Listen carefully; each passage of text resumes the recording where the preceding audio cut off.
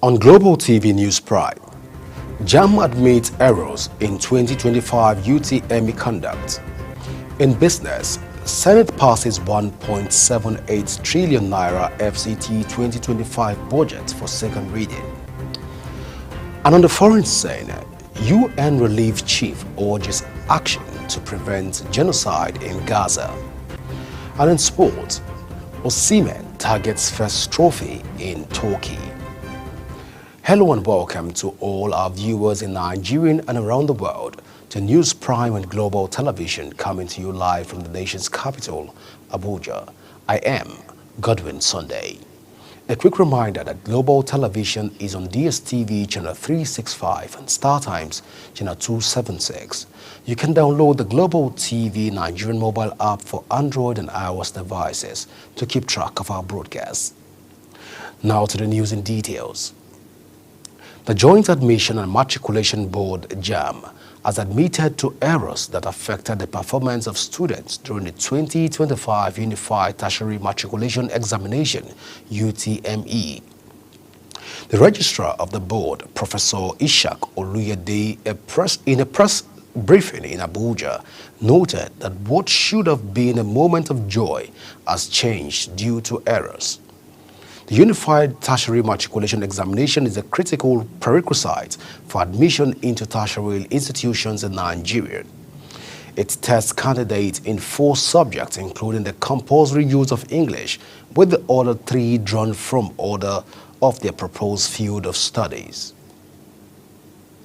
The Nigerian Senate has commenced move to pass the Federal Capital Territory 2025 budget of 1.78 trillion naira.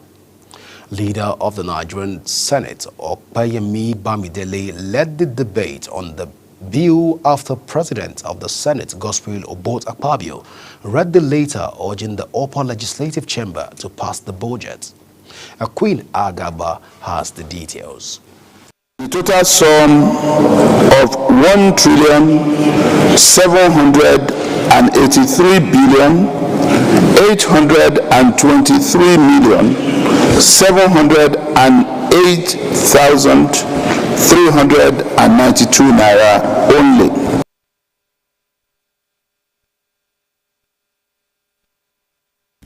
After the debate, senators unanimously passed the bill for second reading and thereafter referred to the Senate Committee on FCT to revert back in 1 week. What we need to do as the State House of Assembly of the FCT is to keep on tracking revenues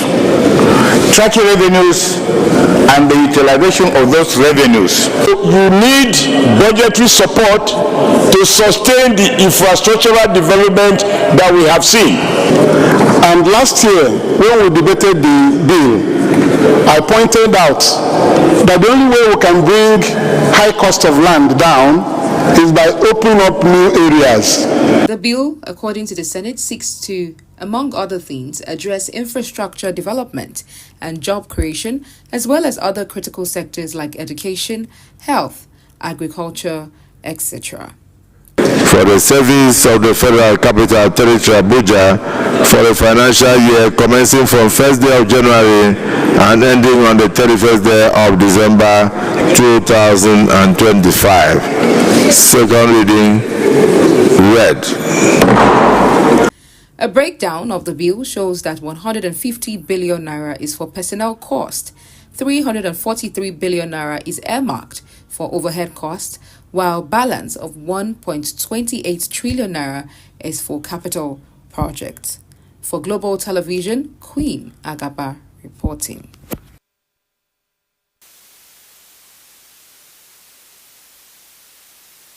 $3 trillion statutory appropriation bill for the Federal Capital Territory for the 2025 financial year for second reading. President Bola Tinubu formally presented the budget proposal in a letter addressed to the Senate President, Godswill Akpabio, urging the senators to fast-track its passage to facilitate critical development projects within the FCT. In the letter, which Akpabio read, Tinubu had emphasized that the budget presentation complies with Section 299 of the Nigerian Constitution empowering the President to lay the FCT's budget before the National Assembly. The Rural Electrification Agency has organized a 3-day retreat to address challenges around renewable energy and mini-grid in Nigeria. The retreat, which is in collaboration with Rural Electrification Fund and other key stakeholders held in Abuja, aims to address critically brainstorm on the eHeart initiative. Samuel Ode completes the story. Stakeholders and participants gathered in their numbers to brainstorm on energy challenges being faced by rural communities in Nigeria. The Executive Director of Rural Electrification Fund, Doris Obong, says the fund will deploy 3,700 solar power mini-grids and renewable energy solutions to primary healthcare centers, schools, agriculture, and transportation. It means generating almost 93 megawatts of clean energy through renewable energy solutions, especially through solar solutions, mini-grids, solar home systems, and all of that. And we intend to do this, like I said, across the country, 25 communities per state. It will be injecting 2.5 megawatts of clean energy into every state, into their energy space. So we intend to come up with a workable implementation plan, have a good operational guidelines to ensure that the implementation, execution of this project becomes seamless. Deputy Director, Rural Electrification Fund, Dr. Al-Hassan Ahmed, said the initiative, when implemented, would boost healthcare delivery, agricultural activities, among others. There is no doubt that rural communities are crucial to the nation's development, as such, efforts need to be made to provide sustainable energy solutions to such areas to improve their standards of living. Samuel Odi, reporting for Global Television News. The Nigerian Christian Association of Nigerian for the 19 Northern States and Federal Capital Territory, FCT, has raised concern over religious discrimination, national security threat, and the erosion of constitutional freedom in the country. The concerns were raised during a strategic meeting with the National Security Advisor, Nuri Ribadu, in Abuja. In a 14-point communique signed by the Northern CAN Chairman, Reverend John Ayab, and Secretary General Bishop Muhammad Naga, the association warned that the persistence of insecurity, marginalization, and structural bias against Christians in northern Nigerians could worsen division and threaten the nation's delicate peace. The People's Democratic Party, PDP, in Lagos State has announced plans to adopt consensus candidates for chairmanship and councillorship positions in the upcoming local government elections scheduled for July the 12th. Speaking in an interview, Haki Olalemi, the party's vice chairman, Central, said the selection process would be based on agreements reached among stakeholders in each council area. The party has slated its primaries for Saturday, May 17th, to take place across all local government areas and secretariats in the state. The Nigerian Navy ship NNS Pathfinder has dismantled 9 illegal refining sites in the Ogba, Egbema, Ndoni local government areas of Rivers State as part of ongoing efforts to combat crude oil theft in and illegal bunkering in Rivers State. This was revealed in a statement signed by the commander of NNS Pathfinder, Commodore Kajatan Nabuchi Anyaku. The operation uncovered 45 ovens, 30 reservoirs, and 75 dug-out pits, which contain an estimated 60,000 liters of suspected stolen crude oil and 80,000 liters of suspected illegal refined automotive gas oil, AGO. In the meantime, the House of Representatives has rejected a bill seeking to provide a rotational presidency among the country's 6 geopolitical zones. The proposal was one of 7 constitutional amendment bills slated for second reading. Debate on the rotational presidency bill was led by the Deputy Minority Leader, Honorable Aliyu Madaki, who set the tone for the criticisms that ultimately led to its rejection. Sharon Ajay completes the report. The Deputy Minority Leader, Honorable Aliyu Madaki, and several other lawmakers argued that enforcing rotational presidency could undermine merit and competence in leadership selection. And when we are talking of giving people job to do, we are looking at competence. We are looking at ability. I don't know why. Indirectly, it's like in every political parties, there is an arrangement that North will do this term, the South will do this term. Spirit prevails, sir. I think part of the reason why this sense of injustice continues to go on is because of the failure of governance, the failure of social equity.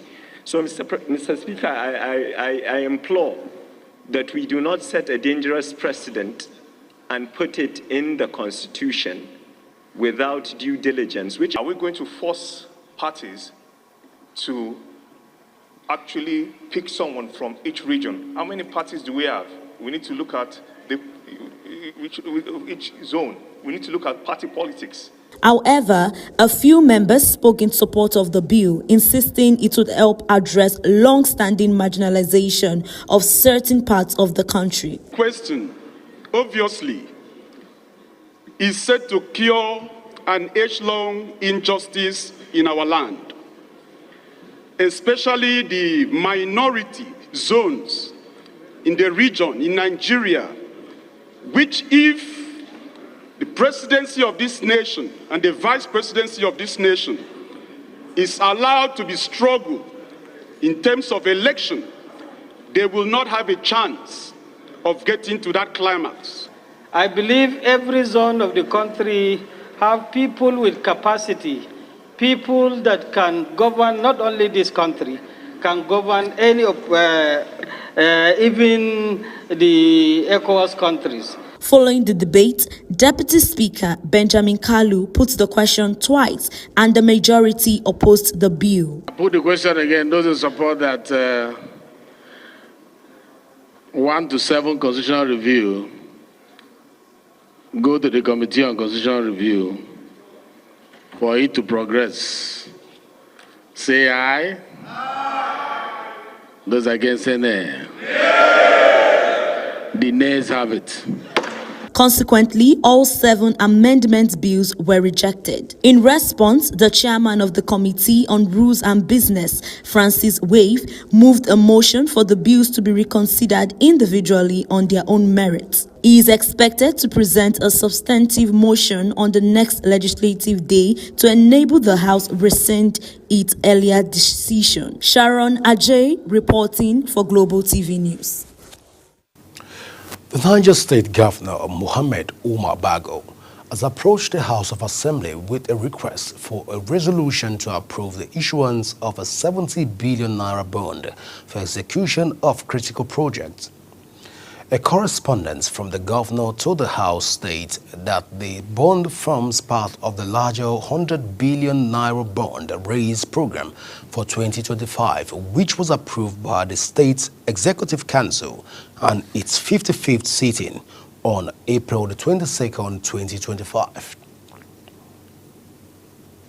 The Chief of the Air Staff, Air Marshal Hassan Abubakar, says the Nigerian Air Force remains ready, alert and determined to protect Nigerians every day.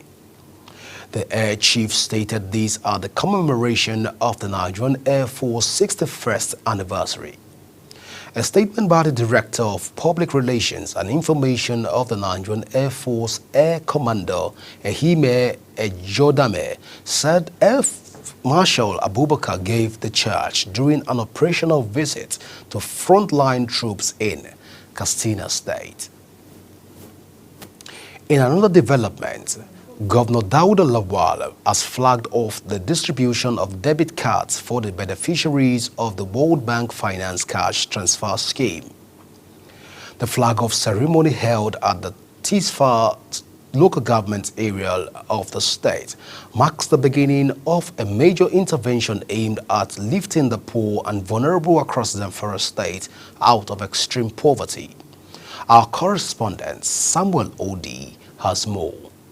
The government's Conditional Cash Transfer Scheme is a social protection program supported by the World Bank, targeting poor and vulnerable households with financial assistance to improve their standards of living. Zamfara State Governor Dauda Lawal reaffirmed his administration's commitment to support the most vulnerable members of the society. He described the launch as the milestone in his mission to rebuild a more inclusive and prosperous Zamfara. The purpose of this empowerment is to enable you to invest in your future so that you can support yourselves and your families and contribute to the growth of our local as well as national economy. The State Commissioner for Humanitarian Affairs and Relief Matters, Salisu Tafiu, and State Coordinator National Conditional Cash Transfer Scheme, Aminu Gusau, gave a detailed background of the beneficiary registration and verification process, emphasizing transparency and efficiency. This important distribution and activation will be jointly executed by State Cash Transfer team and payment service providers that are already on ground. As we commence this battle exercise, Your Excellency, I urge all stakeholders, community facilitators, local government officials, security agencies, and GROs, that is grievances address officers, to work in unity and commitment toward the successful completion of this process. Highlights of the event was a symbolic presentation on activation of debit cards, followed by direct cash disbursement to selected beneficiaries. Samuel Odi reporting for Global Television News. United States inflation cooled off in April to 2.3%, the lowest rate since February 2021, as Nigeria is set to release the country's April inflation figure. The Bureau of Labor Statistics' latest consumer price index data indicated that the U.S. inflation declined. The data showed that consumer price rose to 0.2%, leading to an annual inflation drop to 2.3% in April from 2.4% in March 2024. While still in business, oil marketers have declared that the Dangote Petroleum Refinery and others in Nigeria may raise the pump price of petrol to 1,500 per litre once there is an outright ban on fuel importation. While the National Publicity Secretary of the Independent Petroleum Marketers Association of Nigeria, Chinedu Ndudaki, affirmed that the petroleum products retail outlet owners of Association of Nigerians says association could not predict any price, but stressed that there will be a surge in price if the federal government stops the fuel importation in the country. On the foreign scene, Mali's military junta has dissolved all political parties in the country. In a statement, the country's military leader, Assimi Goïta, validated the decision.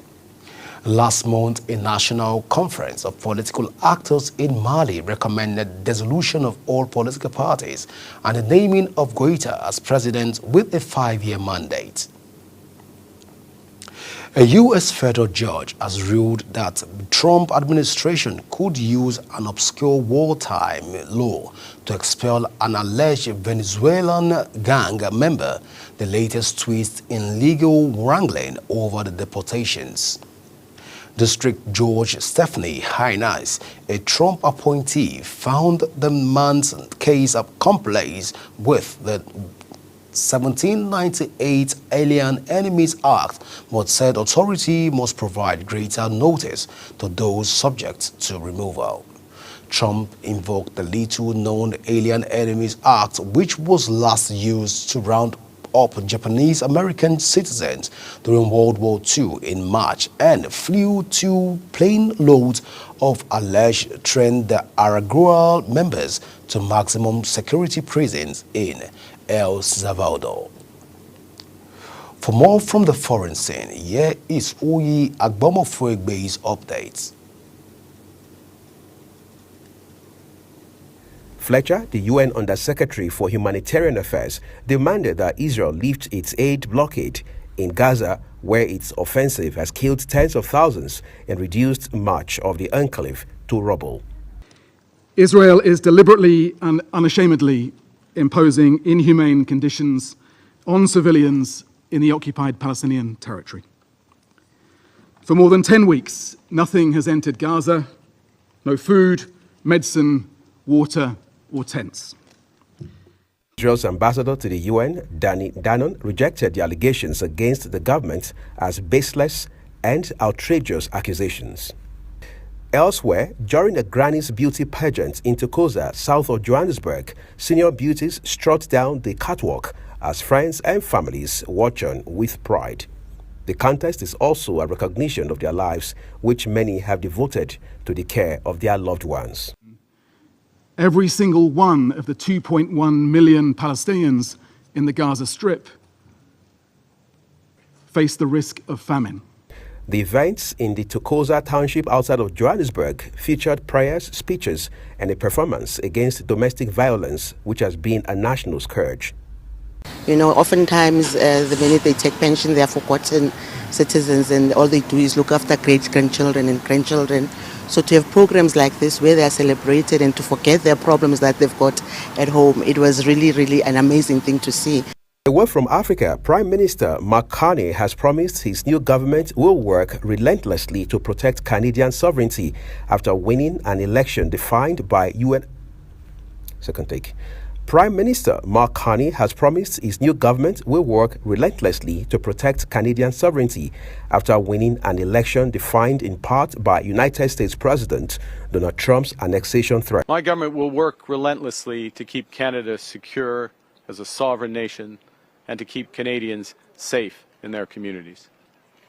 We will build a stronger Canadian Armed Forces to defend every inch of our territory through unprecedented investments in land, air, sea, and cyberspace. Carney spoke in Ottawa shortly after his new cabinet was sworn in. Uyi Agbomofuegbe, reporting for Global TV News. In sports, Galatasaray and Trabzonspor will clash in final of the Turkish Cup of Gaziantep Stadium. All eyes will be on Victor Osimhen as he looks to win his first major trophy with the Lion. The 26-year-old, who had been named in Galatasaray's squad for tonight's encounter, will lead the team's attack. Meanwhile, the Nigerian National League (NNL) has reaffirmed the board's commitments to maintaining its integrity ahead of the final round of matches of the season. The league's chairman, George Aluo, stated that the body is focused on aligning its operations with international best practices and will not be swayed by external pressures or influences. The league emphasized that only the most deserving teams will progress to the Super 8 playoff to fight for promotions to the Nigerian Premier Football League (NPFL). Still on sports, Bundesliga giants Borussia Dortmund have joined the list of clubs interested in KRC Genk striker Tolu Arokodare. Arokodare is the leading man in the Belgian Pro League this season with 22 goals and 7 assists. The Nigerian has been linked with clubs in England and Turkey. To end Global TV News Prime, here is a recap of our top stories. The Joint Admission and Matriculation Board has admitted to errors that affected the performance of students during the 2025 Unified Tertiary Matriculation Examination. The Senate has passed a proposed 1.783 trillion naira statutory appropriation bill for the Federal Capital Territory for the 2025 financial year for second reading. On the foreign scene, United Nations Relief Chief Tom Fletcher has called on the United Nations Security Council to take action to forestall what he called genocide in Gaza, delivering a severely critical account of Israel's actions in Palestine territory. In sports, Galatasaray and Trabzonspor will clash in the final of the Turkish Cup in Gaziantep Stadium today. As all eyes will be on Victor Osimhen as he looks to win his first major trophy with the Lion.